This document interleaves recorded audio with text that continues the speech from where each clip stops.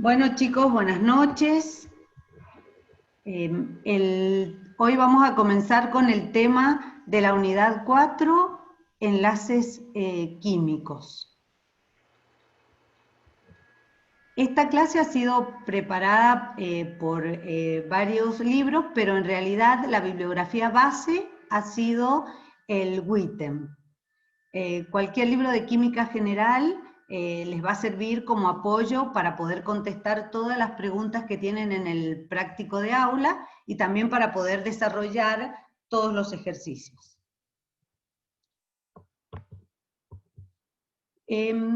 Ustedes saben que siempre que estamos hablando de algún tema podemos primeramente definir a qué nos referimos con el tema enlaces químicos. En realidad, los enlaces químicos son aquellas fuerzas de atracción que mantienen unidos a los átomos entre sí, ya sea dos átomos o grupos de átomos, los cuales tienen como característica principal poseer suficiente estabilidad para considerarse una especie independiente. Esto hace que cuando haya un enlace químico, nosotros podamos separar, podamos estudiar una determinada especie, ya que ésta va a ser lo suficientemente estable como para poder definir propiedades físicas y químicas de estas sustancias. Respecto a una clasificación muy general que tenemos de los enlaces, tenemos los enlaces fuertes, que son aquellos enlaces que mantienen unidos entre sí a los átomos para constituir moléculas o iones complejos. También se denominan enlaces intramoleculares. Son enlaces que tienen una alta energía. Y después tenemos los enlaces débiles, que son aquellos enlaces que se van a establecer entre las moléculas ya formadas. Estos enlaces tienen un contenido energético mucho menor y son los responsables de todas las propiedades macroscópicas de la materia, como son todas aquellas propiedades como punto de ebullición, punto de fusión, viscosidad, tensión superficial, etc. También a veces nos podemos cuestionar por qué los átomos tienden a unirse para constituir moléculas o iones complejos. En realidad los átomos tienden a unirse porque de esta manera tienen una estructura más estable que al estar en forma independiente. Por eso ustedes saben que en todos los aspectos de la química y de la física, todos los sistemas tienden a una mayor estabilidad. Por lo tanto, los átomos también tienden a constituir un estado más estable, que sería la formación de moléculas. O, como dijimos, un aglomerado de iones o iones complejos. Vamos a ir viendo cómo se van desarrollando todas las clases de enlaces y de especies químicas estables posibles. Dentro de los enlaces fuertes podemos encontrar el enlace iónico. Este es un enlace que se caracteriza por mantener unidos a los átomos a través de fuerzas electrostáticas potentes entre iones que se generan por la transferencia de electrones de un átomo electropositivo hacia uno electronegativo. Estos enlaces generalmente se postulan entre elementos que se encuentran distantes en la tabla periódica. Ustedes que ya saben propiedades periódicas van a entender que la electronegatividad es muy importante en la determinación del tipo de enlace que van a poder formar los átomos. Otro enlace fuerte es el enlace covalente. En este caso, este enlace se postula entre átomos que van a tener electronegatividades similares y entre los cuales va a existir una compartición de electrones. Van a compartir uno o más pares de electrones y esto les va a dar la estabilidad como especie química. Una tercera clase de enlace fuerte es el enlace metálico. Este enlace se genera entre átomos de metales, entre los cuales va a haber una estructura de electrones libres, los cuales van a girar alrededor libremente de todos los núcleos de los metales, y de esta forma van a formar una estructura tridimensional, la cual va a dar todas las propiedades de los metales y de los compuestos metálicos que vamos a enumerar posteriormente. Entonces, resumiendo, los enlaces fuertes pueden ser enlaces iónicos, covalentes o metálicos. Los enlaces iónicos se generan entre elementos distantes en la tabla periódica, con diferencias importantes de electronegatividad, y generalmente son un metal y un no metal. Los enlaces covalentes se generan entre elementos que están cercanos en la tabla periódica, generalmente dos no metales. Y los enlaces metálicos, como lo dice su título, en realidad entre átomos de metales. Cada uno de estos enlaces va a caracterizar a los compuestos que poseen este tipo de enlace. Así podemos decir que los compuestos iónicos tienen características que les son propias, como por ejemplo, ser sólidos con altos puntos de fusión y formar redes cristalinas. También son duros, tienen elevadas temperaturas de ebullición. Muchos son solubles en solventes polares, como el caso del agua. Son insolubles generalmente en solventes no polares como el hexano, el tetracloruro de carbono, también otros solventes orgánicos, que son no polares precisamente, y eso hace que no los pueda disolver. Fundidos y en disolución son buenos conductores de la electricidad, porque tienen sus cargas, son cargas netas de estos iones y son móviles, por lo tanto le dan esta característica. Y están formados estos compuestos iónicos, como dijimos, por elementos que tienen electronegatividades diferentes y se encuentran distantes en la tabla periódica, generalmente un metal y un no metal. Bueno, ustedes chicos, si me quieren preguntar algo, me detienen y me preguntan. ¿Alguna duda? ¿Profe? Perdón, que había el compañero. Sí. ¿Qué sería un solvente polar? Bueno, ahora enseguida, en unos momentos más, cuando veamos los enlaces covalentes, te voy a explicar qué es una sustancia polar y una no polar. Entonces allí les voy a explicar detenidamente. Generalmente son solventes, en química decimos que lo semejante disuelve a lo semejante, es decir, que los compuestos iónicos se van a disolver en solventes polares y los no iónicos o covalentes en solventes no polares.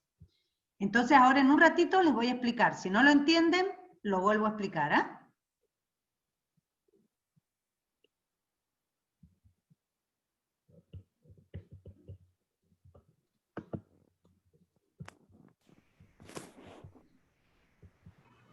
Los compuestos covalentes.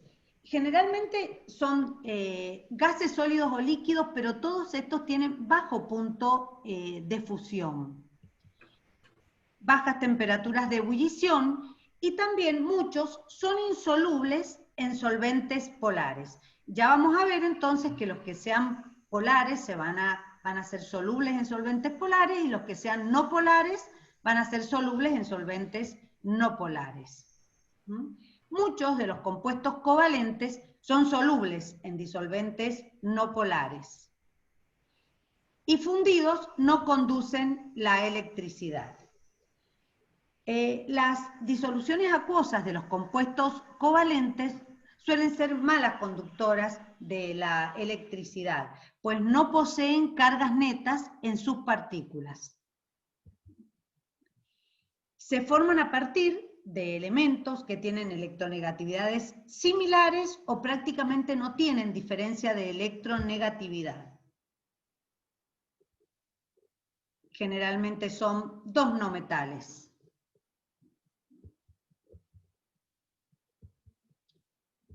Y el tercer tipo de compuestos, que son compuestos metálicos del tipo de enlaces fuertes, como sabemos, los compuestos metálicos tienen temperaturas de fusión y de ebullición que son muy altas, son sólidos a temperatura ambiente, excepto el mercurio, que ustedes conocen, ¿no es cierto?, que forma gotas. Son buenos conductores de la electricidad, del calor, son dúctiles y maleables, es decir, que ustedes pueden formar hilos y pueden formar láminas cuando ustedes los someten a una determinada presión. En general son duros y se oxidan con facilidad. Ustedes habrán visto que, supongamos, elementos de hierro que quedan expuestos al aire, rápidamente se oxidan, es decir, se forma óxido, una mezcla de óxidos de hierro. Entonces, fíjense acá lo importante. Hemos visto los enlaces fuertes, iónicos, covalentes y metálicos. Y hemos visto qué características tienen los compuestos que poseen esos enlaces. Entonces, acá tenemos que hacer una diferencia muy importante porque a veces nosotros les preguntamos qué características tiene un compuesto iónico o qué características tiene un enlace iónico. Entonces ustedes tienen que poder hacer esas diferencias.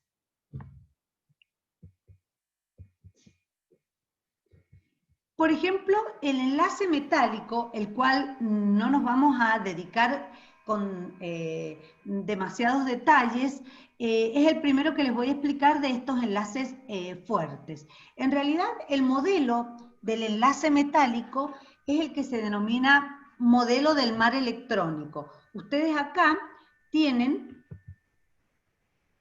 por ejemplo, el cobre, el cual va a constituir un sólido en el cual los núcleos van a encontrar posiciones fijas dentro de una estructura cristalina, mientras que los electrones van a girar libremente alrededor de esos núcleos y son los que van a dar las características a los compuestos metálicos, es decir, ser buenos conductores del calor, de la electricidad, tener brillo metálico, etc. Todos estos electrones deslocalizados que giran alrededor de los núcleos les dan las características específicas.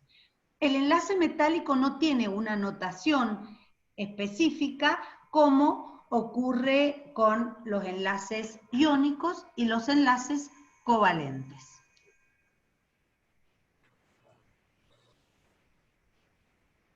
Me detengo. ¿Alguna duda, chicos? No, profe. ¿No? Profe, ¿a qué se refiere con notación específica? Claro, porque ahora vos vas a ver que cuando yo te explique un enlace iónico o un enlace covalente, te voy a poder dibujar una molécula, te voy a poner los electrones compartidos o cedidos, entonces vos vas a poder expresarlo con una nomenclatura específica a ese enlace. En cambio, el enlace metálico, esta forma es como yo te lo estoy representando, ¿me entendés? Entonces ahora vas a ver la diferencia cuando empecemos con los distintos enlaces fuertes. O una fórmula, ¿no? Claro. Exacto, o no una tiene una fuente. representación gráfica específica.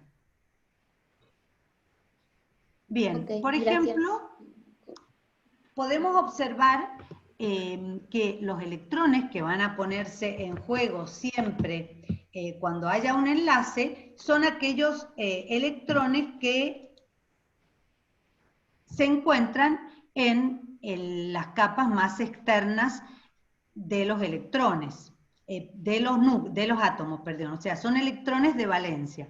Son aquellos electrones que ustedes estudian como grupo, y que nosotros acá hemos simbolizado en los elementos representativos cómo serían colocar a través de un diagrama de puntos los electrones que acompañan al grupo 1, al grupo 2, al grupo 3, 4, 5, 6 y 7. También tenemos el grupo 8 de los metales nobles,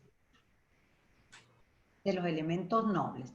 Estos diagramas de puntos, ustedes van a poder observar que no están en los metales de transición ni de transición interna, ya que ustedes saben que tienen incompletos no solamente el último nivel, como en el caso de los elementos representativos, sino que van a tener incompletos más de un nivel energético.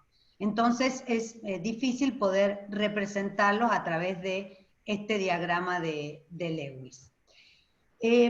Ustedes van a ver que este diagrama de puntos, a veces algunos autores lo colocan como un punto, se pueden colocar como, a veces como una especie de cruz o de signo, el cual nos va a permitir ceder, intercambiar o compartir electrones para poder dar las estructuras de los enlaces. Veamos un enlace iónico. Ustedes saben que los enlaces iónicos son aquellos enlaces fuertes que se producen entre átomos con electronegatividades con una variación de electronegatividad importante, tienen electronegatividades muy distintas. Ustedes saben que el sodio pertenece al grupo 1 y el cloro pertenece al grupo 17 o 7, según en otras tablas. Entonces, saber en qué grupo está nos permite saber cuántos electrones vamos a colocar en este diagrama de Lewis para poder luego constituir una molécula con una estabilidad definida que hace que cada uno de estos iones tenga una estructura semejante a la de los gases nobles, los cuales son sumamente estables. ¿Cómo son estables los gases nobles? Teniendo 8 electrones en su último nivel, les da una estabilidad muy importante. Por esto, cada uno de estos iones van a tender a un octeto que los hace muy estables. El sodio tiene en el tercer nivel un solo electrón, el cual va a perderlo, se va a oxidar para constituir el catión sodio y va a quedar con la estructura del gas noble neón, que es el gas noble del periodo anterior. Y el cloro, que tiene 7 electrones en su último nivel, va a ganar un electrón y va a tener un octeto, va a completar 8 electrones en su último nivel, lo cual va a hacer que tenga la estructura noble, la estructura del gas noble que le sigue. Entonces, entre estos dos átomos se establece una fuerza electrostática muy potente que atrae el anión con el catión y constituye una molécula estable que es el cloruro de sodio.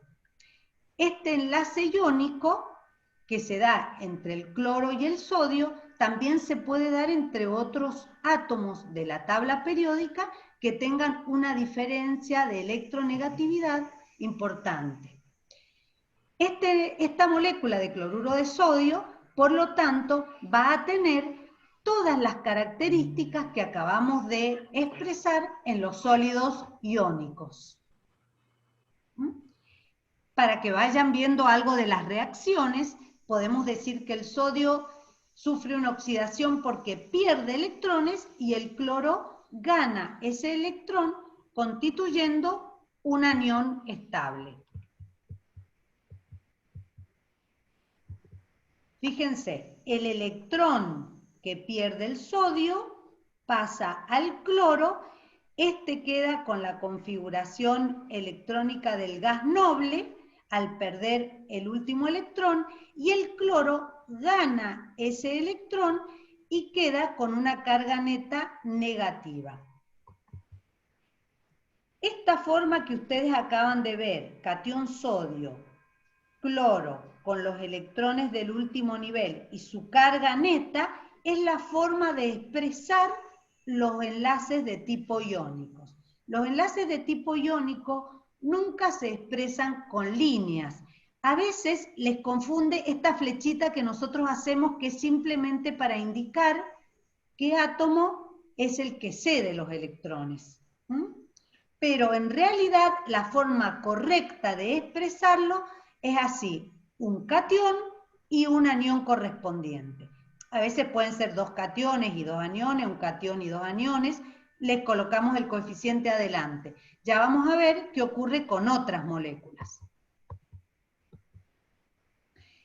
Los enlaces iónicos constituyen estructuras cristalinas definidas, las cuales están totalmente estudiadas a través de la difracción con rayos X, lo cual nos permite ver cada uno de estos iones.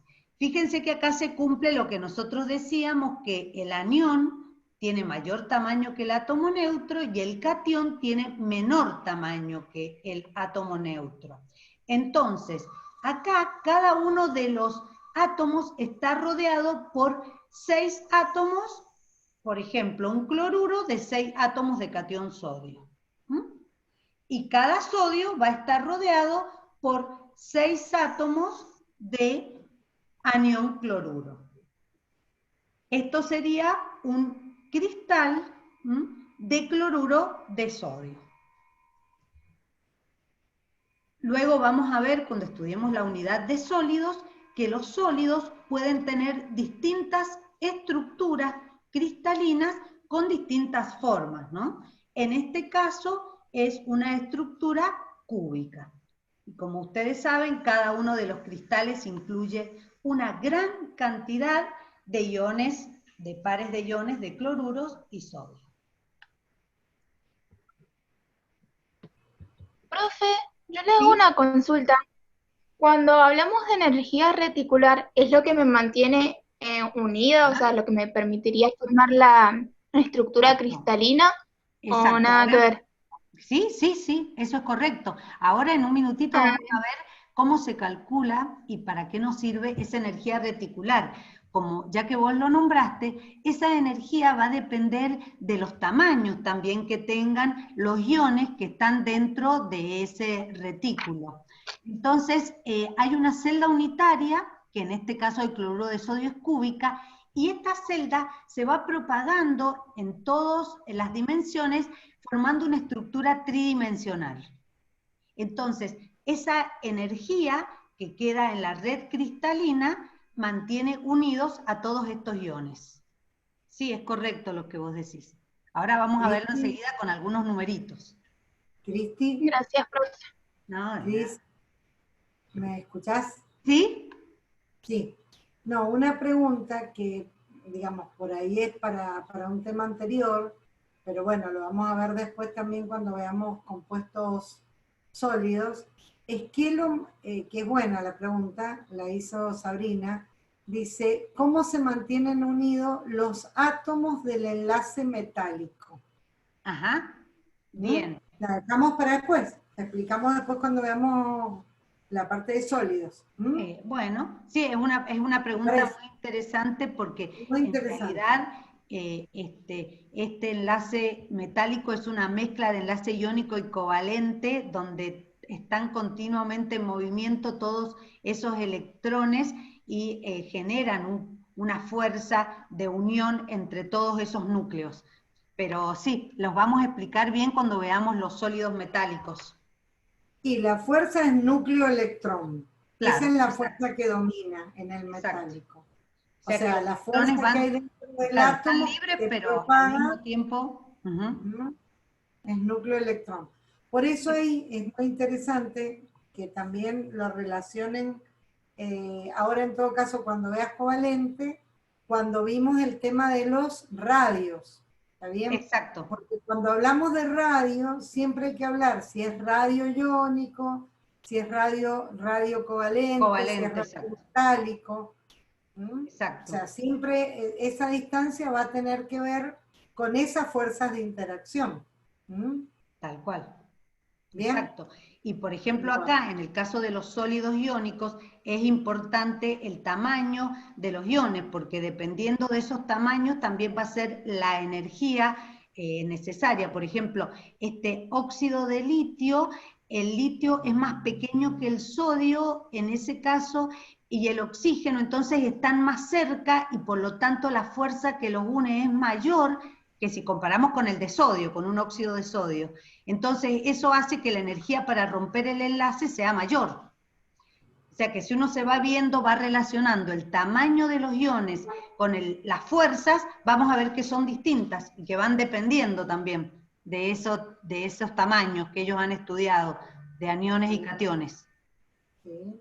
Bueno, este era simplemente otro ejemplo, ¿para qué? Para que pudieran ver que acá, supónganse, en la fórmula molecular tenemos 2 átomos de litio, entonces le pongo 2 adelante al catión.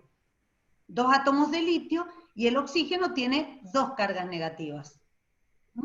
Entonces, esto sería óxido de litio. Fíjense que esta es la forma correcta de expresar el óxido de litio.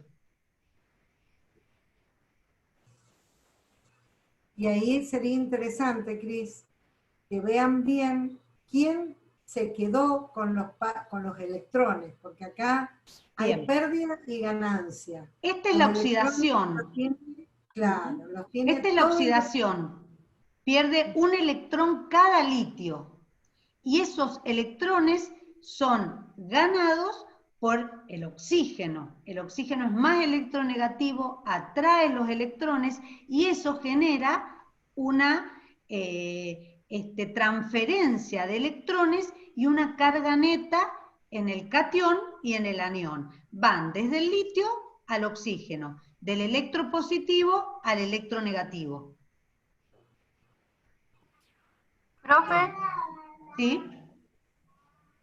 entonces en el enlace iónico es como que un átomo arranca el electrón y se va al orbital del otro átomo. Claro, hay una cesión completa del electrón. O sea, el electrón pasa de girar alrededor del litio a girar en la órbita del oxígeno. O sea, hay una transferencia total de electrones, que es lo que caracteriza este enlace. Por eso vos tenés aniones y cationes, tienen carga neta. Y está relacionado también con la propiedad periódica, ¿cuál? Afinidad electrónica para el oxígeno, ¿está bien? Captura electrones y se estabiliza, y muy bajo potencial de ionización para los metales. Entonces, con muy poca energía le podés arrancar el electrón. ¿Está bien? Está Profe. todo relacionado. Las propiedades Todas periódicas. las propiedades periódicas, sí. Con el tipo de enlace.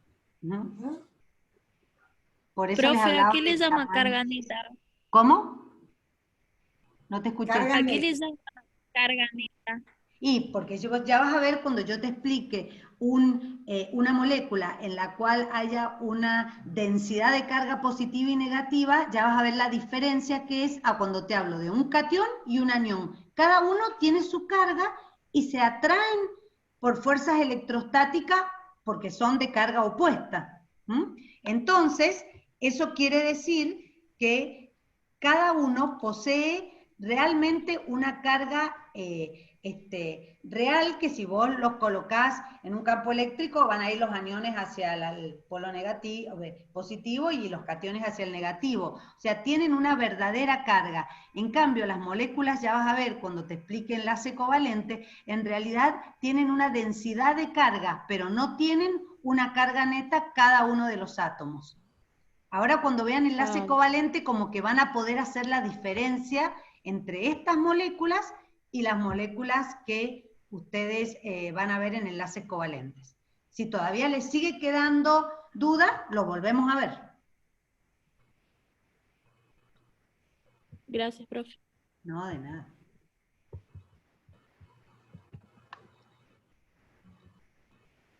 Fíjense, acá tienen otro enlace iónico, el óxido de calcio. Acá el calcio tiene 2 electrones en el subnivel 4, en el orbital S. Fíjense que en este caso hay 2 electrones que pierde el calcio en la oxidación, el calcio pierde 2, y el oxígeno en la reducción gana 2. Entonces, en la determinación de su fórmula, vamos a ver que tenemos un átomo de calcio transformado en catión y uno de oxígeno transformado en anión. Ese óxido de calcio está constituyendo un enlace iónico en el cual hay una atracción electrostática entre 2 iones. Calcio, catión calcio y anión oxígeno. Esto, fíjense, si nosotros vamos a la parte de configuración electrónica, acá en el 2p del oxígeno, hay 2 electrones que están desapareados y que luego van a permitir que ingresen los electrones del calcio, quedando un octeto completo. Y el calcio pierde los 2 electrones del 4s y va a quedar con la configuración electrónica del gas noble del periodo anterior, que tiene también 8 electrones en su último nivel. Ambos quedan como iones estables, tal cual los gases nobles que se encuentran en el mismo periodo. Acá sería el calcio, el metal que tiene una baja electronegatividad y baja afinidad electrónica, con el oxígeno que tiene una mayor electronegatividad y tiene una mayor afinidad electrónica. Entonces, en función de esas propiedades es que se produce la transferencia neta de electrones.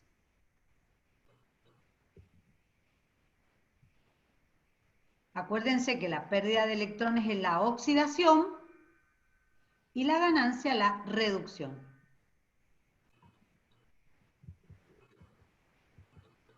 Entonces acá vamos a ir un poco a lo que recién decía su compañera, a lo que era estos agregados o aglomerados de cationes y de aniones que tienen una característica especial, que es formar redes cristalinas. Y la energía contenida en ese sólido iónico, sólido cristalino, se denomina energía reticular. O también algunos lo denominan como energía de red cristalina. Esta es la energía que se libera cuando se forma un mol de compuesto iónico a partir de sus iones al estado gaseoso. En realidad son muchos los pasos, porque primeramente este átomo neutro primeramente se van a convertir en iones, después se van a convertir al estado gaseoso. Todo eso genera distintas energías que van siendo necesarias. Lo que nosotros ponemos acá como energía de red es la energía final y total por cada mol de cloruro de sodio.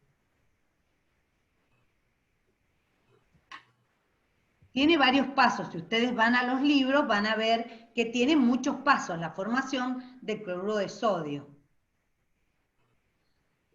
Entonces, para poder separar el compuesto iónico, ¿no es cierto?, en sus iones, vamos a tener que suministrar energía a este sistema y se va a constituir en un proceso de tipo endotérmico. Entonces, si es exotérmico en este sentido, es endotérmico en el sentido inverso.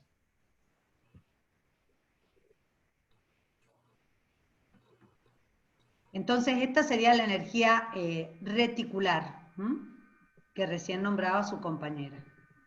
Y yo les digo que siempre va a depender del tamaño de los iones y demás. Cristi, ahí se cumple lo que vimos en termoquímica. Claro, ¿Mm? exacto.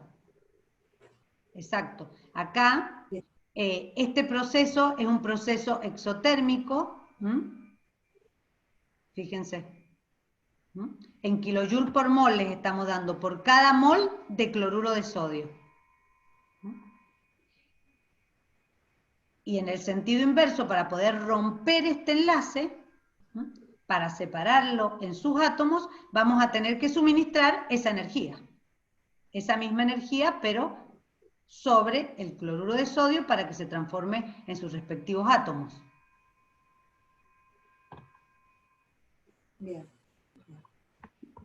Yo no les hice todo el desarrollo de la formación del cristal porque eran muchos pasos energéticos, para no llenarlos tantos de números, pero les puse el número final nada más. No, Pero cada paso tiene un valor energético. Esto, fíjense, esto sería cómo representaríamos, en forma, digamos, muy agrandada, exagerando las distancias. Fíjense cómo sería un sistema cúbico, cada cubito pequeño sería una celda unitaria, y esta celda en forma tridimensional va creciendo en todos los sentidos. Cuando nosotros colocamos una partícula de un sólido iónico en agua, estas pequeñas moléculas son el agua, el hidrógeno con los dos oxígenos. Entonces, como esta es una molécula polar, fíjense, va separando los iones y se va orientando de forma de disolver este cristal. Ya vamos a ver ahora cómo es la estructura y características de las moléculas de agua, que son compuestos covalentes de tipo polar.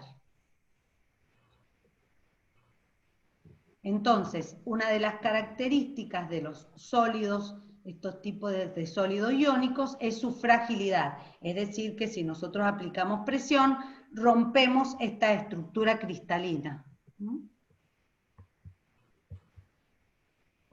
Bueno, hasta allí hemos llegado con enlaces iónicos. Entonces nos tiene que quedar claro que se forma entre elementos distantes en la tabla periódica y con una diferencia de electronegatividad importante. Además, constituyen moléculas que van a tener iones con cargas netas. Ahora en el enlace covalente, dijimos que eran enlaces que se producen entre iones no metálicos, entre átomos no metálicos, y los cuales van a compartir pares de electrones para adquirir una estructura más estable. Una molécula muy sencilla, diatómica, que podríamos estudiar, sería la formación de la molécula de hidrógeno, la cual tiene dos átomos de hidrógeno y van a compartir un par de electrones. Este sería el diagrama de Lewis o la estructura de Lewis, en la cual se coloca cada átomo con sus electrones de valencia, y también puede representarse como una línea. Cada línea representa un par de electrones compartidos. ¿Qué quiere decir? Que esos electrones van a girar alrededor de ambos átomos y van a constituir un enlace covalente. Este enlace tiene menor energía que el enlace iónico, pero también es un enlace fuerte que le da una gran estabilidad a los átomos unidos, constituyendo moléculas con características específicas. Así, este es el único caso en el cual es estable con dos electrones. ¿Por qué? Porque se parece al helio, que es el gas noble de su periodo, y que es estable con dos electrones en su último nivel.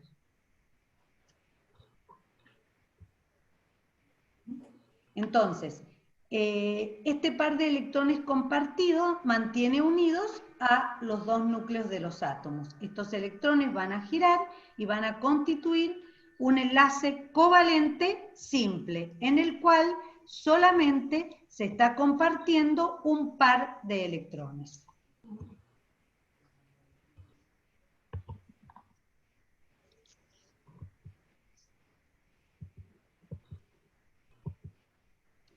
¿Cómo se formaría este enlace?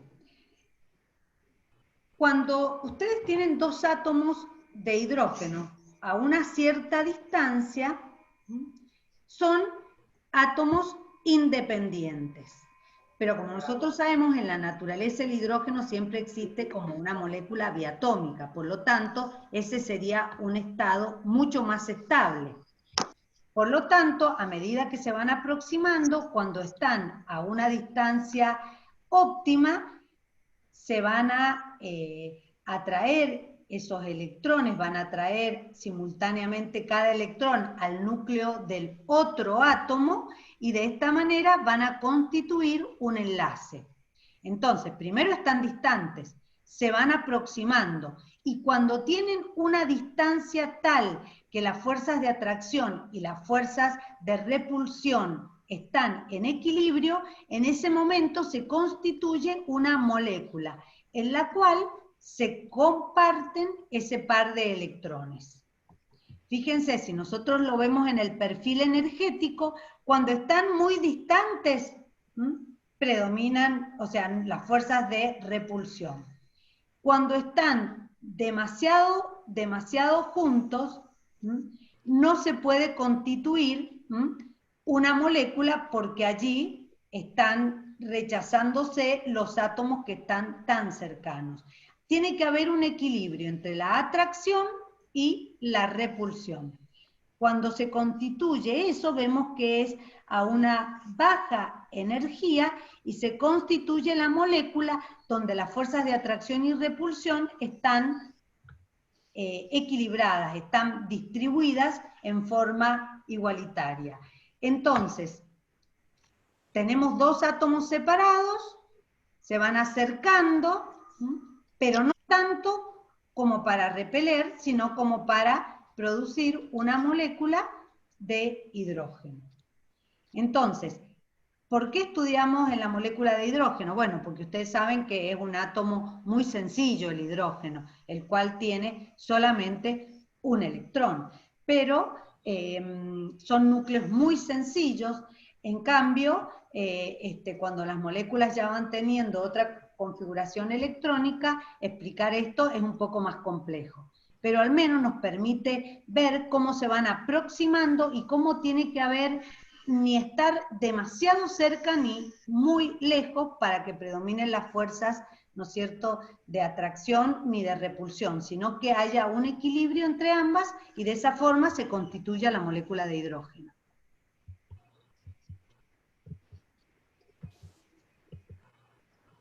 Otro ejemplo que podemos ver es la molécula de flúor. Ustedes saben que este elemento es un elemento que se encuentra en el grupo de los halógenos, en la parte derecha de la tabla periódica, y tiene 7 electrones en su último nivel, en el nivel de valencia.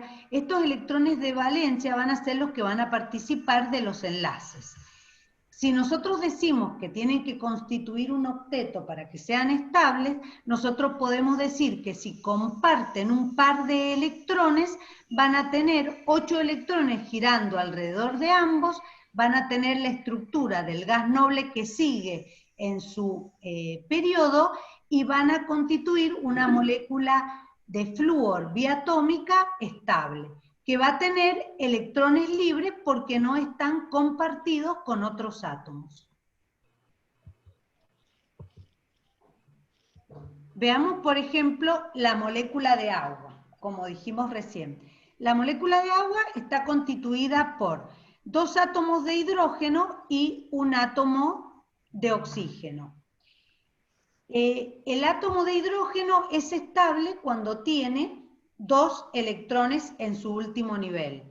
Y el átomo de oxígeno va a ser estable cuando tenga 8 electrones girando en su último nivel.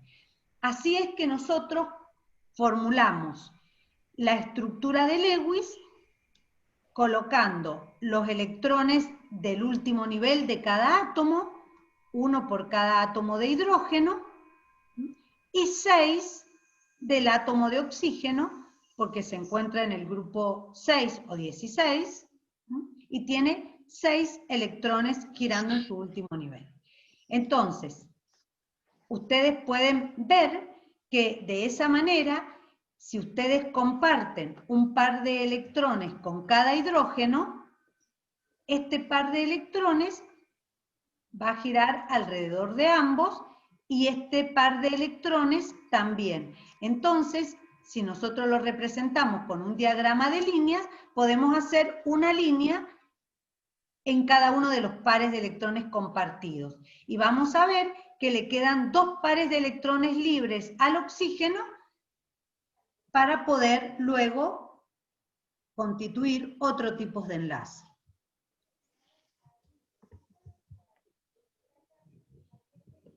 Los enlaces covalentes se pueden clasificar de acuerdo a distintas características. Por ejemplo, si tenemos en cuenta los pares de electrones compartidos, podemos tener enlaces simples, enlaces dobles o enlaces triples, dependiendo el número de pares de electrones compartidos. En el primer caso compartimos 2 electrones, en el segundo caso 4 electrones y en el tercer caso 6 electrones. Siempre las líneas indican pares, no indican electrones impares, sino que un par de electrones, una línea. ¿Qué ejemplos podemos tener? Para el caso de los enlaces simples, podemos tener el hidrógeno, la molécula de hidrógeno que acabamos de ver. Para el caso de enlaces dobles, la molécula biatómica de oxígeno. Y para el caso de los enlaces triples, tendríamos la molécula de nitrógeno biatómico. En este caso tenemos una clasificación en función del número de pares de electrones compartidos. ¿Van entendiendo los enlaces covalentes, chicos? ¿Quieren preguntar algo? No hay dudas en el chat. ¿No hay dudas? No, aviso. ¿O se durmieron? No sé cuánto llevo, no sé si quieren... llevas unos 50 minutos, 45. ¿Quieren que les dé un descansito? ¿Sigo? Profe, este enlace también tiene una energía de atracción electrostática. En este caso, no van a tener uniones electrostáticas porque no tienen carga neta, fíjate, ninguno de los átomos. Acá las fuerzas que los mantienen unidos, en realidad, son las nubes electrónicas que van a constituir nuevamente nuevas nubes que van a pasar de ser orbitales atómicos a pasar a ser orbitales moleculares, donde se van a desplazar esos electrones y van a mantener unidos a los núcleos atómicos. Pero no hay, sí vas a ver que hay una distribución de cargas, a veces asimétrica, pero en este caso son átomos que no tienen diferencia de electronegatividad, por lo tanto la atracción sobre los pares de electrones es la misma, sobre los dos núcleos.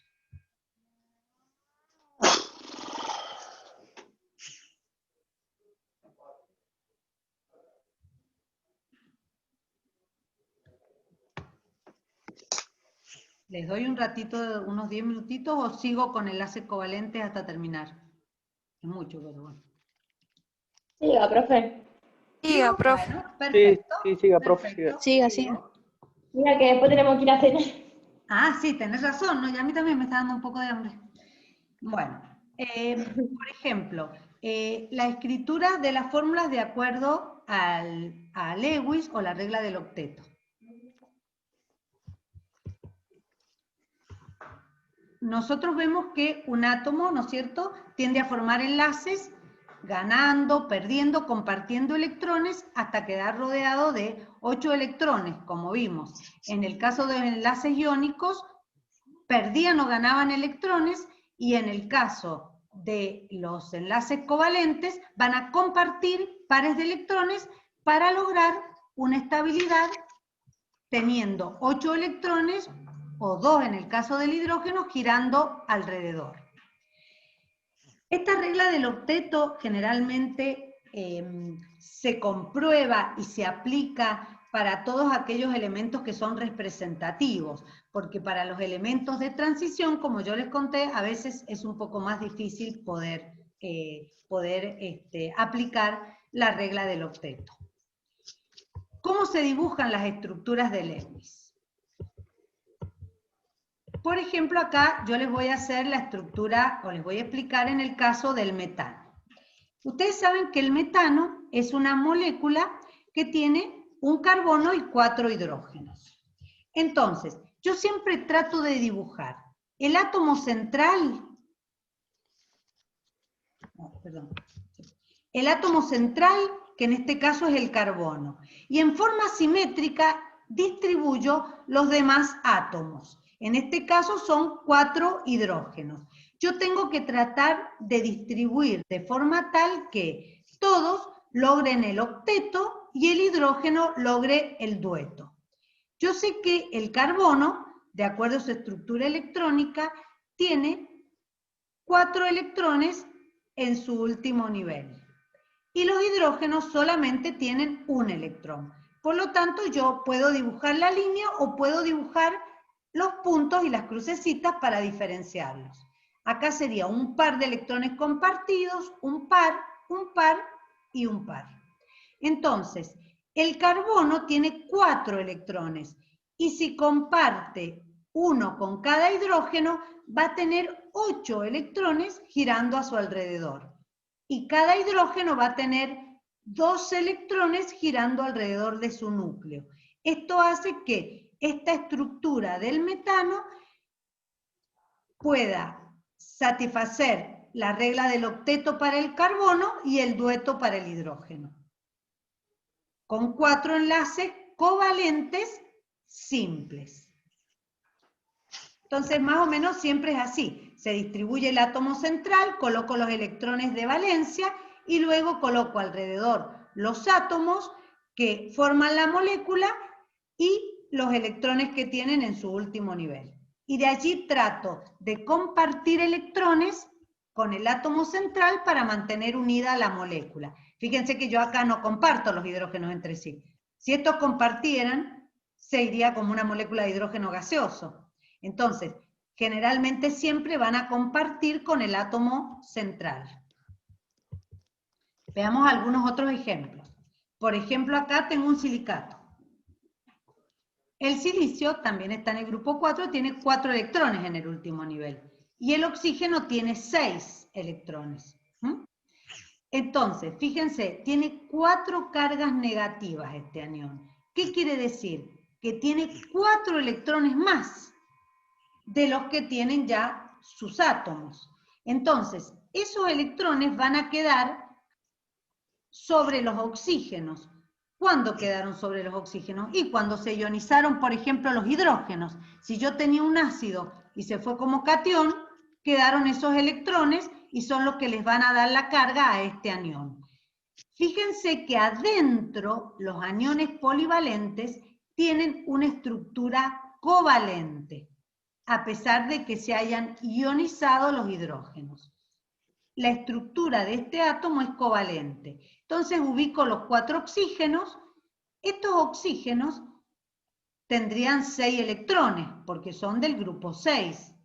Pero si yo considero que han quedado 4 electrones de los hidrógenos ionizados, en realidad tienen 7 electrones. Y uno que comparten, 8. Por lo tanto, este oxígeno quedaría estable, al igual que todos estos oxígenos.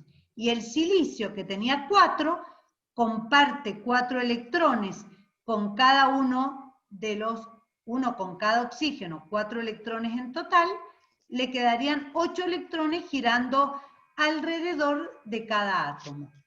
Entonces, de esa forma, el silicio queda estable con estos 4 enlaces simples y los oxígenos también quedan estables y tienen electrones libres. ¿Van entendiendo cómo tenemos que postular la posición de los átomos y luego los enlaces que pueden establecerse? Profe, Sí. entonces el -4 es del silicio. No, el -4 es la carga que tiene este anión polivalente. Todo este anión tiene 4 cargas negativas. Es como cuando vos escribís el anión sulfato, suponete. Vos le ponés 2 cargas negativas. ¿De qué son esas cargas? De los hidrógenos o del catión que se fue. Y le dejó los electrones, ¿me entendés? Esto es un anión, pero en su interior la estructura es covalente. Ahora, se ionizó, perdió o ganó electrones producto de la sal o el ácido que estaba formando.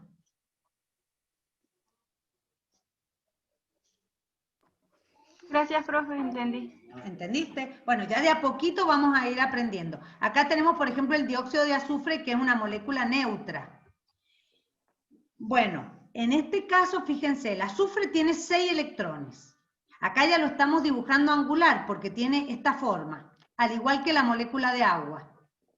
En la otra se los dibujé recto, pero en realidad es una molécula angular. Este azufre tiene 6 electrones y el oxígeno también tiene 6 electrones. Ahora, tengo que ver yo qué enlaces voy a postular para que estos completen 8 electrones. Ustedes fíjense, si comparto uno con este y uno con este, el azufre me queda completo con 8. Pero los 2 oxígenos me quedan incompletos, ¿ah? Me quedan con 7. Entonces, yo puedo postular un enlace en el cual tenga un oxígeno completo, porque es un doble enlace, comparto 2 pares de electrones, y el otro oxígeno, ¿qué va a ocurrir con este oxígeno? Este oxígeno, como tiene electrones libres, el azufre va a dar sus 2 electrones para formar un enlace covalente y que comparta con este oxígeno. ¿Por qué? Porque el azufre, al compartir acá, ya está completo su octeto. Entonces, no puede compartir electrones de este oxígeno, sino que puede postular un enlace dativo en el cual 2 de sus electrones libres pasan a girar alrededor del oxígeno y alrededor del azufre, manteniendo unidos estos átomos con un orbital molecular. ¿Entienden que a veces uno tiene que ir viendo cómo para que no me queden 2 átomos sin completar el octeto? Entonces, Profe, puedo postular uno no doble. ¿Cómo? Profe, no entendí lo último que explicó. Si comparte 2, el azufre comparte 2 con el oxígeno. El Acá otro ya oxígeno quedarían que completos estos 2. Claro, ¿y el otro oxígeno? Claro, tiene que quedar unido de alguna forma la molécula. Entonces, de los electrones libres que le quedan al azufre, los postula ¿para qué? Para que giren alrededor de este oxígeno y alrededor del azufre, porque de esa manera el azufre ya tiene 8. Entonces, con ese par de electrones que no comparte uno y uno, sino que los 2 electrones del enlace covalente los pone el azufre. A eso se le denomina enlace covalente dativo. Y ahora ya enseguida te lo voy a explicar. Pero el azufre de esa forma queda con 8 electrones, este oxígeno con 8 y este también con 8. ¿Por qué? Porque ese par de electrones pasa a girar alrededor del oxígeno. Gracias, profe. Bueno, ya de a poquito van a ir entendiendo, chicos. Esto es como un poco complejo todo en un día, pero bueno. Hay excepciones al octeto, hay muchas excepciones, en las cuales los átomos no pueden completar 8 electrones. Por ejemplo, acá tenemos, fíjense, un óxido en el cual este monóxido de nitrógeno u óxido nítrico, este óxido, ¿qué pasa? Tiene 5 electrones el nitrógeno. Entonces, comparten este par de electrones y queda completo el oxígeno. Pero este no queda completo. Y de esta manera es la forma en que se estabiliza esta molécula. No cumple con el octeto. Lo mismo ocurre, por ejemplo, con el dióxido de cloro o con el dióxido de nitrógeno. Cuando generalmente el número de electrones sumados de los dos elementos, los electrones de valencia, me dan un número impar, bueno, lamentablemente no pueden, como dijimos que eran pares de electrones compartidos, no es que puede compartir un electrón. Tiene que compartir pares. Entonces, esta es una excepción al octeto. Fíjense, ustedes vayan anotando cuáles son las moléculas que no cumplen con el octeto. Hay otras moléculas, como la que tenemos en el caso B, en las cuales el átomo tiene menos de 8. Por ejemplo, el boro tiene solamente 3 electrones en su último nivel. Entonces, por más que comparte 3 pares de electrones, nunca llega a constituir el octeto. Entonces, generalmente esto ocurre con algunos elementos del grupo 1, del grupo 2 y del grupo 3, como es el boro, o 13, en los cuales tienen muy pocos electrones en la capa de valencia. Entonces no llegan a completar los electrones del octeto. Profe, pero siguen siendo estables aunque sí, no son cumplan estables el así, octeto. exacto. Fíjense estos otros al revés. Tienen ampliado el octeto. Fíjense, el fósforo tiene 5 en el último nivel. Más 5 que comparte, vas a tener 10. Bueno, ¿esto por qué ocurre? En realidad, estos átomos ya tienen subniveles D en su estructura atómica. Entonces, eso permite que también ocupen ese subnivel D para poder incorporar más electrones de otros átomos. Entonces, forman una expansión del octeto, se denomina. Algunos forman contracción porque tienen menos y este es una expansión del octeto. Acá les ponemos otros ejemplos, por ejemplo, el trifluoruro de cloro, el tetrafluoruro de azufre, el difluoruro de xenón. Entonces allí les puse más o menos que todos estos átomos tienen orbitales D y eso les posibilita alojar electrones extras, más allá del octeto. Cristi, ¿querés parar acá a poner una pausa y le das un ratito? Son las 21:50. Bueno, les doy 10 minutitos. Sí, hace una pausa. Poné pausar. Espérate. Pausa. Quedaron un avisito. Algunos. Bueno, chicos, vamos a continuar.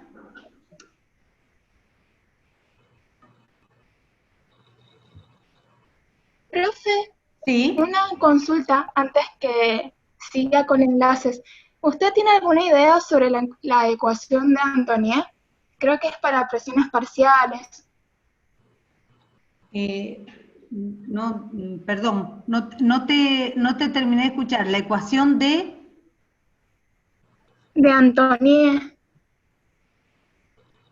No. ¿En qué tema? Discúlpame. No sé en qué tema. Tengo entendido que era para calcular las presiones parciales. Para presiones parciales. No lo he escuchado jamás. Yo tampoco. ¿Has No es googleado? un nombre que me sea común. A ver si la encontrás. Yo no la he encontrado nunca, he dado años. Sí. Termodinámica, gases. Sí, no me suena a mí, pero No sé, la verdad que no te puedo responder, no la conozco. Capaz que leo que es más... Quizás sea el nombre de alguna que ya conocemos y tenga dos nombres o algo así. Es probable, pero no te puedo contestar, la verdad que no sé. Ah, bueno, profe, no pasa nada. No, ¿Para qué por eso, tema no, es? la verdad que no la conozco, no. No, es que es me piden calcular, tengo que armar una torre de destilación, Ah, entonces me piden presiones de vapor y todo eso, y me hablaron de la ecuación de Antoniet, pero yo no la he escuchado tampoco, o sea, no tengo ni idea ni por dónde buscar. Mira, acá está, sí, se deduce, acá la acabo de buscar en Google. sí. Se deduce de la ecuación de Clausius-Clapeyron. Clausius-Clapeyron, claro, Nunca como la eso la va a hemos encontrar usado. mejor. Que la Claro. usan en MATLAB, no sé, ¿eso quién te lo dio? ¿En Fundamentos? Sí. Bueno, fíjate en googleala, poné y ahí vas a encontrar un montón de cosas. Claro, nosotros la damos como Clausius-Clapeyron, claro. Claro, nosotros la damos en psicoquímica como Clausius-Clapeyron, pero es una derivada. ¿Está? Bien.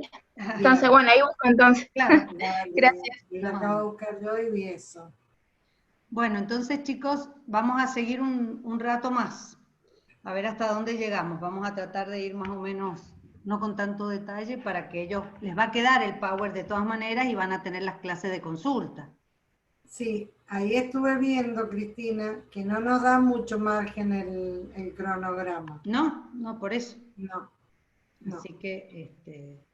Por ahí el miércoles podría ser entre un turno y el otro, por ahí juntar y dejar una hora para terminar, pero no hay margen. Bueno, entonces chicos, sigamos. Dentro de la clasificación de enlaces covalentes ya vimos que podían ser simples, dobles o triples, dependiendo del número de pares de electrones compartidos. Otra clasificación puede ser en enlaces covalentes no polar y enlaces covalentes polar, que son muy importantes conocer, ya que esta característica de los enlaces nos permite evaluar el comportamiento que van a tener.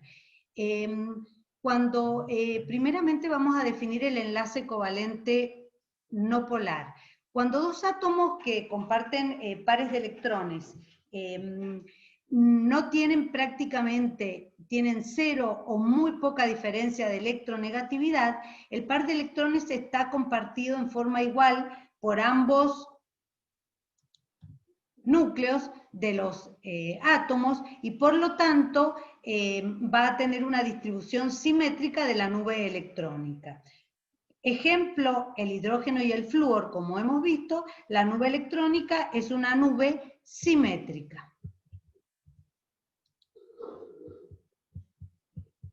En cambio, el enlace covalente polar, nosotros tenemos átomos con diferencias de electronegatividad, generalmente son por supuesto, de átomos distintos, y esto provoca una distorsión de la nube electrónica porque si nosotros tenemos dos átomos, por ejemplo en el caso del cloruro de hidrógeno,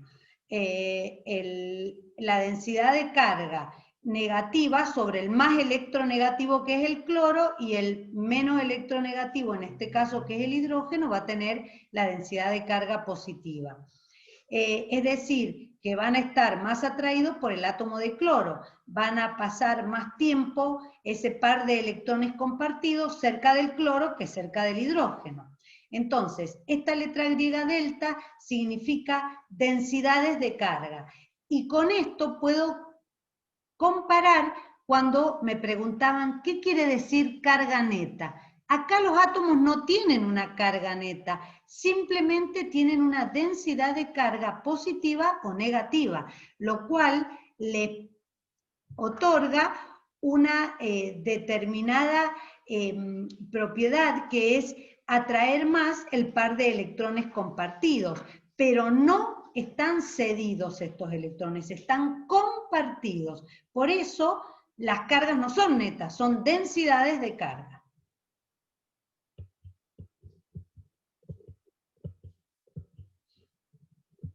Entonces, una molécula que no tiene diferencias de electronegatividades entre los átomos que la componen, va a tener una nube simétrica y, por lo tanto, lo que nosotros denominamos momento dipolar mu es igual a 0, mientras que acá tendríamos una molécula con densidades de carga positivas y negativas que distorsionan la nube.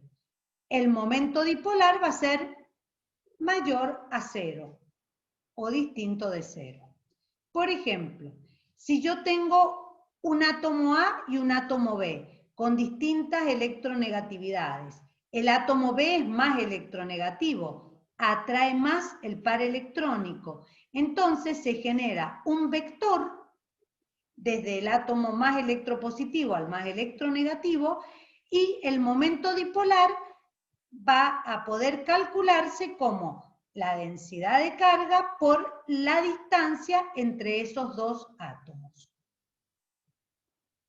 Por lo tanto, el momento dipolar está representado por un vector que indica hacia dónde está desplazada la nube o hacia dónde se encuentran con mayor probabilidad los electrones.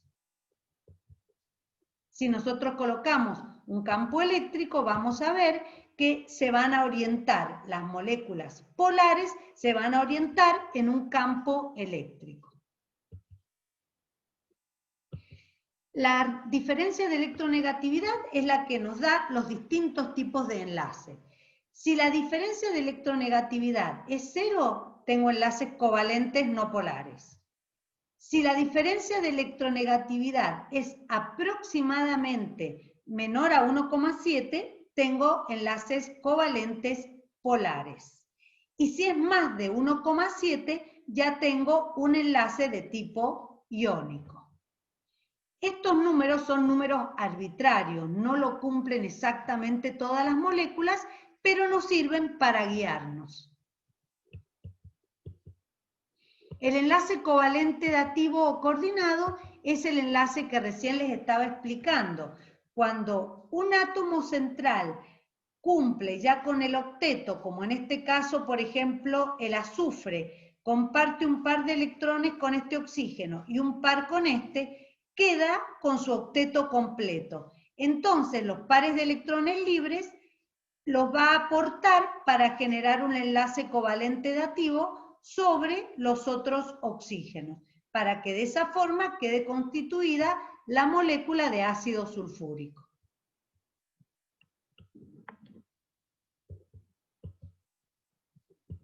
Una propiedad que tienen las moléculas con enlaces covalentes es que pueden tener en ciertos casos distintas estructuras de Lewis. Por ejemplo, en el caso del ozono se ha visto que los enlaces que tienen entre los centros atómicos, que es donde se mide la distancia, no es, supónganse, si correspondiera a esta estructura, un enlace simple tiene una longitud y un enlace doble tiene menor longitud. Entonces, ¿qué ocurriría? Que yo al medir los espacios internucleares, en realidad tuviera distancias distintas. Pero en la realidad, ¿qué ocurre? Que son iguales esas distancias. Por lo tanto, se dice que este doble enlace puede ocurrir acá o puede ocurrir entre estos dos átomos. Por lo tanto, la estructura del ozono resuena entre dos formas. Este doble enlace y esta que tiene el doble enlace en los otros átomos. Por lo tanto, esta molécula tiene dos estructuras de Lewis, con distinta distribución, ¿no es cierto?, de los enlaces. Y por eso se dice que la estructura final del ozono resuena entre estas dos formas, entre la forma con un enlace doble en esta posición o en esta posición. Eso permite que la distancia total entre todas las moléculas sea exactamente igual. Resuena entre una estructura y otra. También lo podemos ver como ejemplo en el ozono, en el anión nitrato, sulfato, en el dióxido de nitrógeno y también en el benceno, que es la que tienen expresada en la parte inferior. Algunas propiedades que podemos ver de estos enlaces covalentes es la longitud de enlace, es la distancia entre los núcleos de los átomos que constituyen el enlace. Después tenemos la geometría de enlace, que es la organización tridimensional de estos átomos en las moléculas. Y la energía de enlace, que sería la energía que necesitaríamos para disociar un mol de enlace de una sustancia covalente, que se encuentra al estado gaseoso en sus dos átomos al estado gaseoso. Es decir, que si ustedes tienen una molécula, por ejemplo, de agua, ¿qué energía necesitaríamos para romper esos enlaces?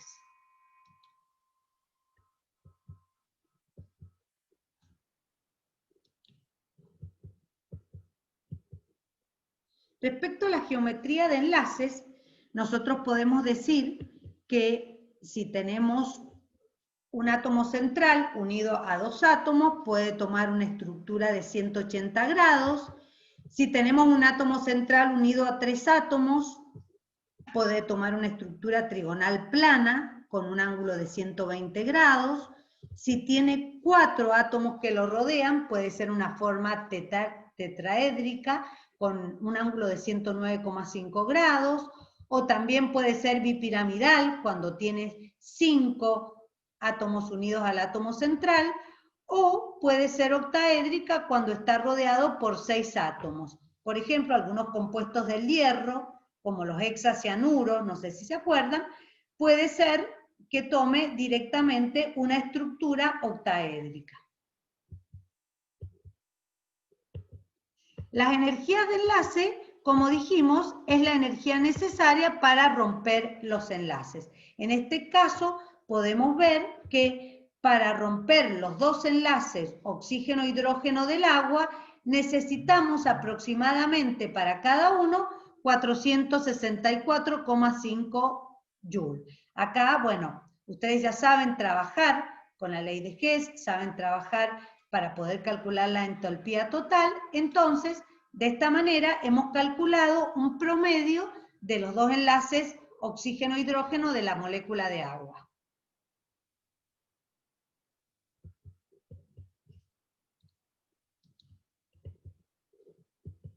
Entonces, podemos decir que los enlaces fuertes son los responsables de la estabilidad individual y los enlaces débiles, que son los que se establecen entre las moléculas, son los responsables de todas las propiedades macroscópicas de la materia, como dijimos, el punto de ebullición, solubilidad, densidad, viscosidad. Y también acá les hemos puesto para que pudieran comparar las energías de un enlace fuerte y de un enlace débil entre moléculas de agua.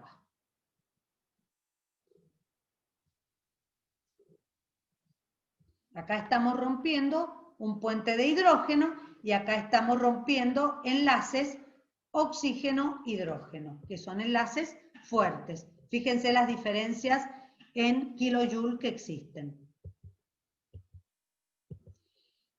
Bueno, ustedes saben que hasta ahora hemos visto cómo se puede constituir, cómo se puede formar una molécula al estado con enlaces covalentes. Nosotros hemos visto hasta ahora moléculas planas y al final hemos visto cómo se pueden distribuir en el espacio. En realidad existen distintas teorías que le van a dar forma y van a coincidir con la estructura de moléculas respecto a sus propiedades. A veces cuando nosotros dibujamos una molécula con determinadas características, vemos que en la teoría tenemos una molécula, pero en la forma experimental las propiedades no concuerdan. Estas teorías nos van a ayudar a determinar las estructuras espaciales coincidentes con las propiedades de cada una de las moléculas. Tenemos distintas teorías de los enlaces covalentes. Tenemos la teoría de Lewis, la teoría de la repulsión de los electrones, de los pares de electrones de la capa de valencia, la teoría del enlace de valencia y la teoría de los orbitales moleculares. En la teoría de los orbitales moleculares solamente les voy a comentar que los orbitales atómicos van a solaparse, van a reunirse, van a entrelazarse de forma de constituir orbitales moleculares, y estos orbitales moleculares van a formar parte de esas estructuras, de esas moléculas. Van a dejar de existir como orbitales atómicos y van a constituir orbitales moleculares. Ustedes saben que para que se produzca un enlace es necesario que exista una energía mínima de choque, y también que exista una orientación entre los átomos para que esta energía mínima y este choque hagan produzcan un enlace entre dos átomos, es decir, que sea un choque efectivo entre estos átomos para que constituyan un enlace. Lo mismo ocurre en las reacciones químicas. ¿Qué dice la teoría de Lewis? La teoría de Lewis dice que los electrones de valencia son aquellos que van a constituir los enlaces, que esos electrones pueden compartirse o pueden cederse, depende si es un enlace iónico o covalente, y dicen que en esta transferencia o coparticipación de electrones, el átomo va a constituir una molécula estable, es decir, que se van a unir estos átomos para constituir una especie química estable. Esto es lo que dice la teoría de Lewis. La teoría de la repulsión de los pares electrónicos de la capa de valencia dice que todas las moléculas van a tener una estructura tal que los electrones que se encuentran en torno al átomo central van a tomar una estructura en el espacio que va a permitir una máxima distancia de forma tal que no exista o exista la mínima repulsión posible. Así, si de acuerdo a esta teoría nosotros tomamos la molécula de amoníaco, nosotros sabemos que si en la estructura de Lewis el nitrógeno tiene 5 electrones en su último nivel, comparte 3 pares de electrones y así tiene 8 electrones y cada hidrógeno un dueto. Constituye una molécula estable. Pero a esto se agrega que en la teoría de la repulsión, esta estructura que tiene esta estructura electrónica en forma tetraédrica, hace que esos pares de electrones no compartidos y los átomos se encuentren lo más distante posible para que tengan la menor repulsión posible.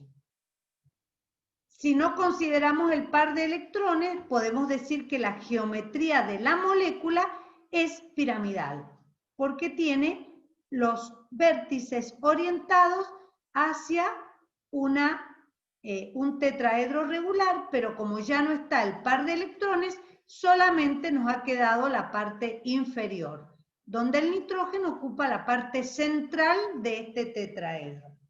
Entonces acá tendríamos la estructura de Lewis y la teoría de la repulsión.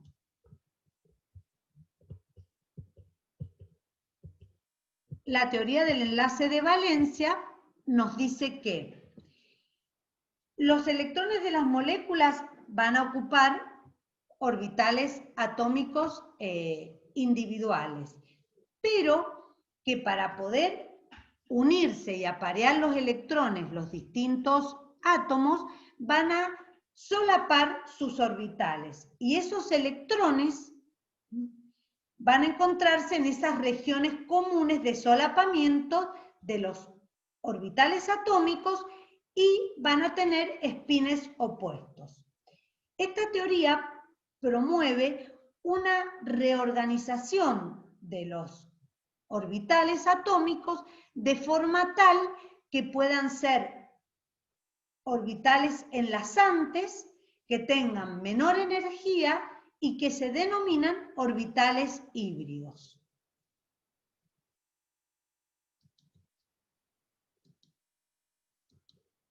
Por ejemplo, si nosotros tenemos una molécula de hidrógeno donde tenemos un orbital S con un electrón, dijimos que estos se aproximan y constituyen, fíjense acá, un solapamiento de esos orbitales S y forman una molécula de hidrógeno. Ahora, supongamos que tenemos una molécula de fluoruro de hidrógeno, ¿no?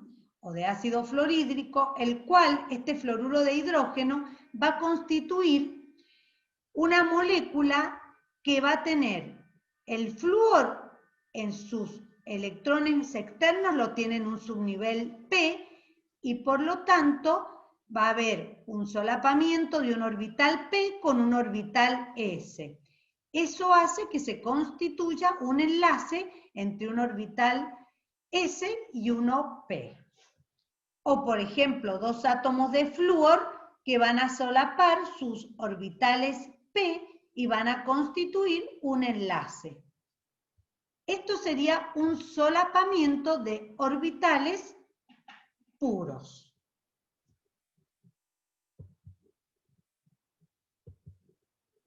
Pero, ¿qué ocurre? Hay algunas moléculas las cuales tienen propiedades y estructuras que no coinciden con los enlaces a través de orbitales puros. Entonces, se constituyen orbitales híbridos. ¿Qué son los orbitales híbridos? Son la mezcla de dos o más orbitales atómicos puros que constituyen orbitales híbridos.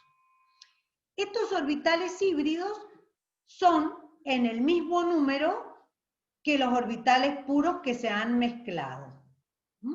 Y después los enlaces covalentes se van a producir entre la superposición de orbitales híbridos con puros o de orbitales híbridos entre sí.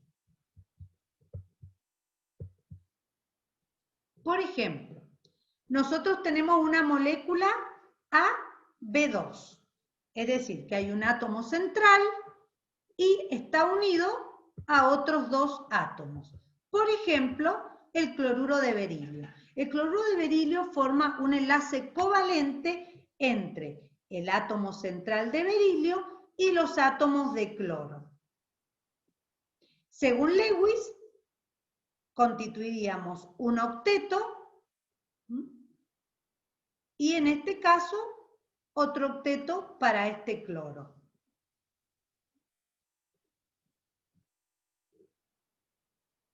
Si nosotros esto lo lleváramos a dibujarlo en función del tamaño en esferas de cada uno de estos átomos, tendríamos una estructura de un ángulo de 180 grados y esto haría que, de acuerdo a la teoría de repulsión, estén lo más lejos posible los átomos de cloro con el átomo de berilio.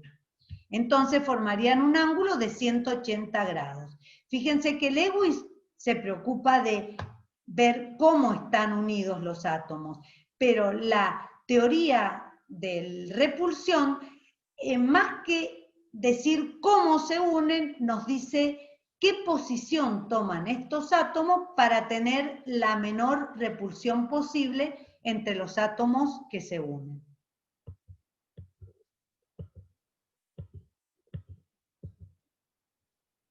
Fíjense, nosotros acá tenemos las diferencias de electronegatividades. Tienen una diferencia de electronegatividad entre los enlaces.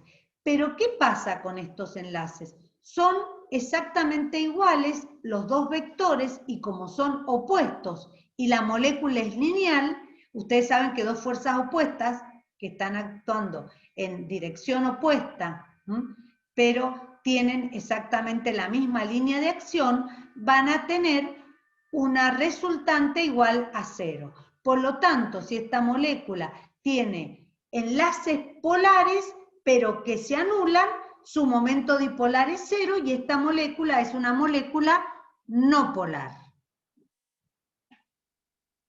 Y si lo vemos de acuerdo a la teoría del electrón de valencia, nosotros vemos que estos dos enlaces son exactamente iguales. Pero ¿qué ocurre? Fíjense que el berilio tiene en su estructura 2s2 y tiene vacío el subnivel P. Entonces, ¿cómo generaría esos dos enlaces exactamente iguales? ¿Qué ocurre? Se produce una hibridación entre este S y el P y se genera un híbrido SP donde van a estar distribuidos dos electrones desapareados con la misma energía, una energía intermedia entre el S y el P, van a estar entre estas dos energías y va a ser un orbital enlazante, el cual va a tener una energía intermedia y dos electrones. Aquí sí van a poder ubicarse los dos electrones, van a poder compartirse los electrones del último nivel del cloro y va a tener dos enlaces exactamente iguales, que de la otra manera no lo podíamos explicar el enlace. Por eso la teoría de orbitales híbridos nos permite corroborar, nos permite comprobar que las propiedades de esta molécula no polar se debe a dos enlaces exactamente iguales porque tenemos dos orbitales híbridos con la misma energía.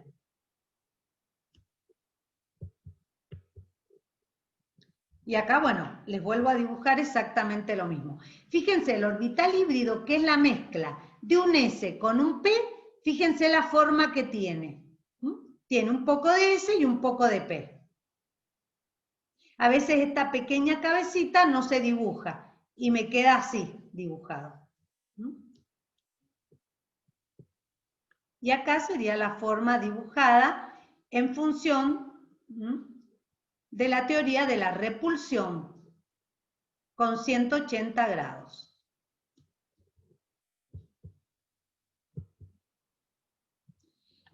Fíjense en la parte inferior. Tenemos el átomo de berilio que tiene dos híbridos sp y se van a unir con dos orbitales puros p que son del átomo de cloro. Y me queda así la molécula de cloruro de berilio con un ángulo de 180 grados.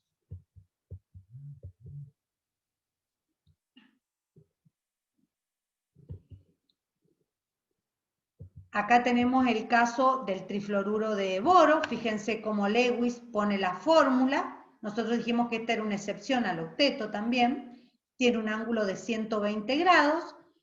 La teoría de la repulsión nos dice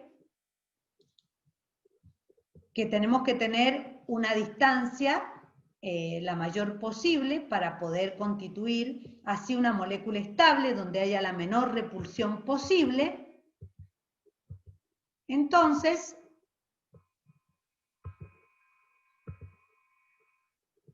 fíjense cómo me quedaría. Con un ángulo de 120 grados yo tengo tres vectores que son iguales. ¿Por qué? Porque tengo tres átomos iguales y la atracción es la misma para cada uno. Si yo acá cambiara este átomo por otro, no serían iguales los vectores.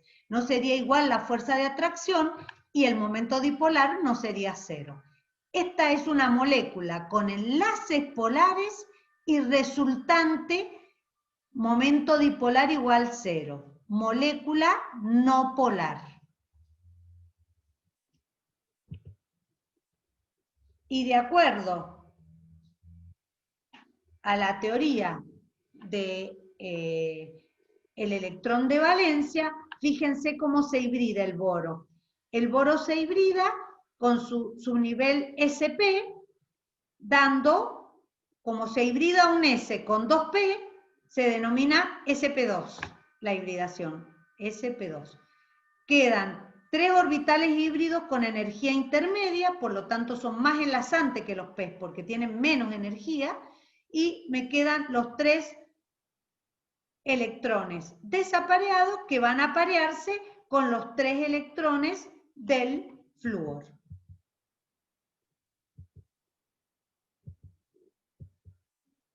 Fíjense cómo queda en forma tridimensional. 120 grados con los 3 orbitales puros P del flúor y los 3 híbridos que se forman del boro.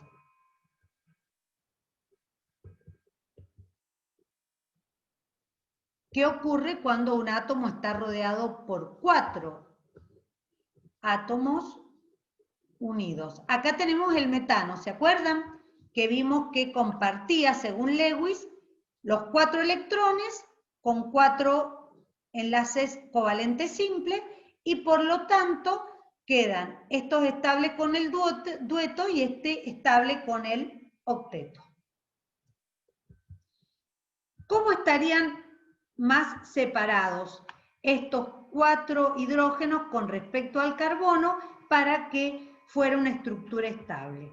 Bueno, toma una estructura geométrica tetraédrica. Fíjense, tenemos el carbono en el centro y lo más distante que pueden estar estos es a 109 grados, 5. Esta molécula tiene enlaces polares, pero tiene momento dipolar igual a 0 porque se anulan estos vectores. La resultante es 0. La diferencia de electronegatividad es 0,4. Por lo tanto, estos enlaces prácticamente tienen muy poca polaridad. Están en el límite de no polar.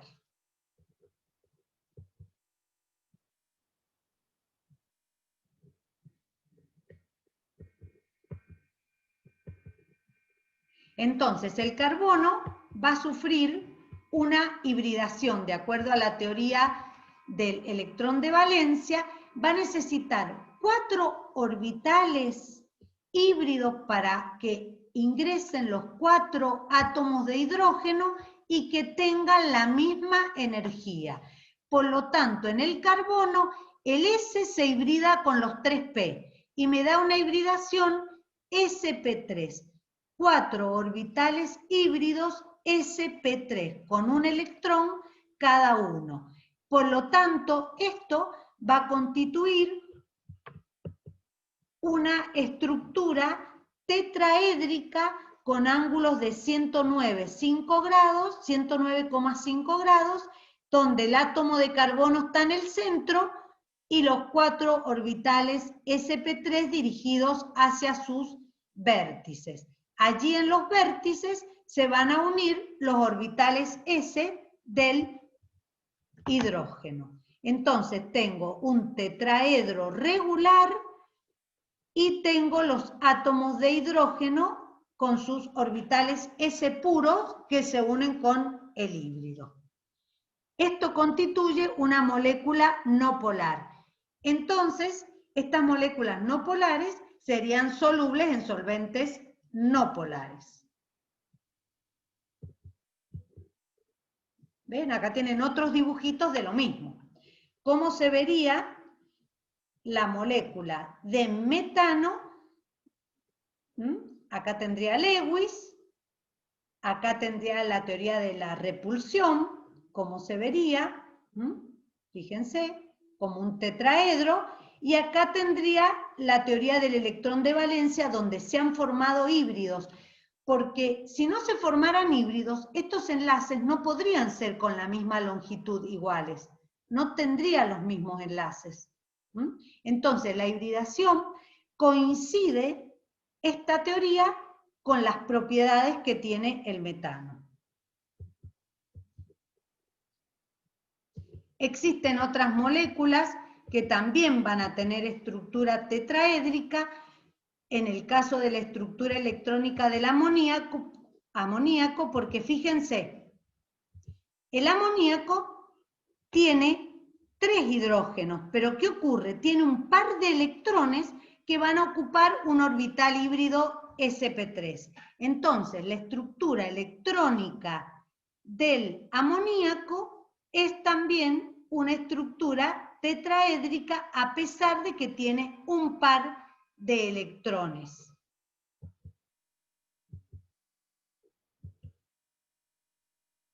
Su momento dipolar también es 0, es distinto de 0, perdón, ¿por qué? Porque ese par de electrones le genera una distorsión en sus vectores que me da una resultante hacia, como ven acá, en esta dirección, y esa resultante, por el par de electrones libres que tiene el nitrógeno, me dan una molécula polar. Por lo tanto, esta molécula polar va a ser soluble en solventes polares.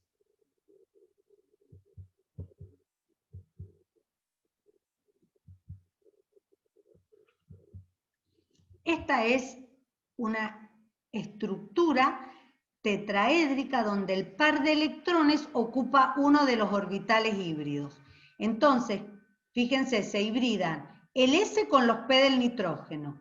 Y tengo 4 orbitales híbridos, uno completo, con el par de electrones, que sería este, y los otros se enlazan con un orbital S del hidrógeno. Y ahora vamos a ver la molécula del agua, que me interesa mucho. La molécula de agua es una molécula polar. ¿Por qué? Tenemos 2 pares de electrones no compartidos en el oxígeno. Entonces, la estructura electrónica del agua es una estructura tetraédrica, pero la estructura molecular es simplemente angular. Esta molécula, que es una molécula polar, disuelve, como nosotros sabemos que es uno de los disolventes universales, a todas las moléculas polares o con estructura iónica, con enlace iónico. La molécula de agua va a tener 2 orbitales híbridos sp3 con pares de electrones completos y 2 hidrógenos unidos con sus orbitales S. Tiene un momento dipolar de 1,85. Un momento dipolar distinto de 0. Por lo tanto, es una molécula polar.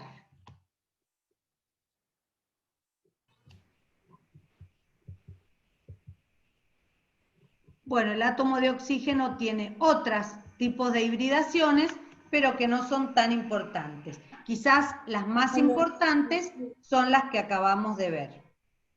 Y eso era lo que preguntaban cuando hablabas de quién disolvía a los iones. Exacto. Bueno, me quedarían los enlaces débiles que...